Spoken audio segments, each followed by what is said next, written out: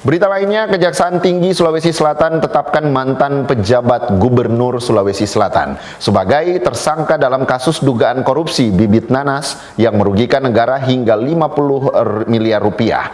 Total 5 orang sudah ditahan termasuk ASN Pemda Takalar dan Pemprov Sulsel. Kejaksaan Tinggi Sulawesi Selatan menahan 5 orang tersangka kasus dugaan korupsi pengadaan bibit nanas pada pemerintah Provinsi Sulawesi Selatan. Mereka yang ditahan salah satunya adalah mantan pejabat Gubernur Sulawesi Selatan berinisial BB. Kasus ini bermula dari proyek pengadaan bibit nanas di Dinas Tanaman Pangan, Hortikultura dan Perkebunan Provinsi Sulawesi Selatan tahun anggaran 2024. Dari total nilai proyek Provinsi Sulawesi Selatan tahun anggaran 2024, dari total nilai proyek sebesar 60 miliar. Tim penyidik menduga adanya praktek penggelembungan harga serta indikasi pengadaan fiktif yang mengakibatkan kerugian keuangan negara hingga mencapai sekitar 50 miliar.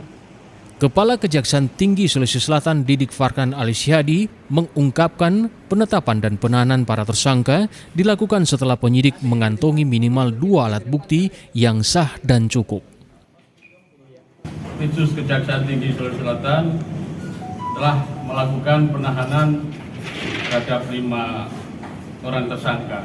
Penahanan terkait perkara dugaan tindak pidana korupsi pada proyek pengadaan bibit nanas di Dinas Tanaman Pangan, Hortikultura dan Perkebunan Provinsi Sulawesi Selatan tahun anggaran 2024. Penetapan dan penahanan para tersangka dilakukan setelah tim penyidik telah memperoleh minimal sudah ada 2 alat bukti yang sah dan cukup yang mengindikasikan adanya perbuatan melawan hukum yang mengakibatkan kerugian negara kurang lebih 50 miliar.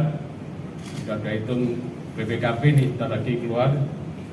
Adapun kelima tersangka yang dilakukan penahanan pada hari ini adalah pertama, atas perbuatannya, para tersangka disanggakan melanggar ketentuan perundang-undangan dengan pasal berlapis, Undang-Undang Nomor 1 Tahun 2023 KUHP, Undang-Undang Nomor 31 Tahun 1999 tentang pemberantasan tindak pidana korupsi, sebagaimana telah diubah dan ditambah dengan Undang-Undang Nomor 20 Tahun 2001. Nila Rusam, Kompas TV Makassar, Sulawesi Selatan.